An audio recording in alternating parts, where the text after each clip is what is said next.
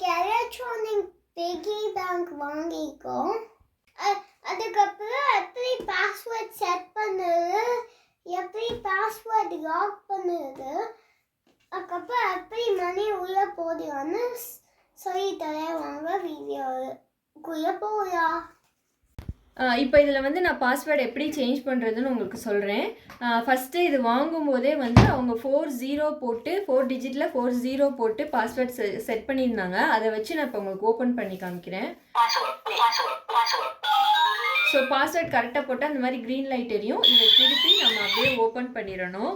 இப்போ password change பண்ணுறதுக்கு இந்த ஸ்டார் இருக்குல்ல, இதை வந்து நம்ம லாங் ப்ரெஸ் பண்ணிவிட்டு என்ன நம்பர் நம்ம போடுறோமோ, இப்போ நான் எக்ஸாம்பிளுக்கு 2 போடுறேன். 1 2 3 4 2 4 4 4 இதை வந்து ப்ரெஸ் பண்ணிடணும். ஓகேவா? ஸோ ஸ்டாரை லாங் ப்ரெஸ் பண்ணிவிட்டு 4 டைம் வந்து 2 போட்டுட்டு ஆஷ் ப்ரெஸ் பண்ணியிருக்கேன். இப்போ இதை வந்து நம்ம க்ளோஸ் பண்ணிடுவோம். இப்போ நம்ம பாஸ்வேர்ட் போடணும். 4 தடவை 2 போடணும். ஸோ போட்டோடனே அது வந்து க்ரீன் வந்துடும், ஓப்பன் ஆகிடும். ஓகேவா? ஸோ இப்படி தான் நம்ம பாஸ்வேர்ட் செட் பண்ணணும், சேஞ்ச் பண்ணணும், அதுக்கப்புறம் வந்து யூஸ் பண்ணணும். சப்போஸ் நான் இப்போ வந்து இதில் தப்பாக பாஸ்வேர்ட் போடுறேன் அப்படின்னு வச்சுக்கோங்களேன், இந்த மாதிரி மெசேஜ் வரும்.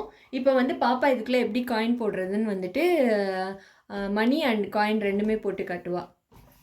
இன்சர்ட் பண்ணு, அந்த மணி போடும்ல. ஸோ இந்த மாதிரி நம்ம வச்சோம் அப்படின்னா வந்துட்டு அதுவே உள்ளே போயிடும்.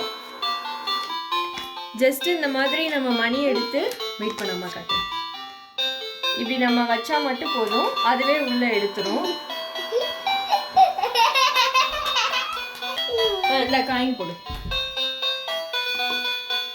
காயின் போடுறதுனா மேலே இருக்கிற அந்த பிளேஸ்லேருந்து நம்ம காயின் போட்டுக்கலாம். மணி சேவ் பண்ண போல. இந்த வீடியோ பிடிச்சிருந்தா லைக் பண்ணுங்க, சப்ஸ்கிரைப் பண்ணுங்க, கீழே பெல் கிளிக் பண்ணுங்க. பாய்.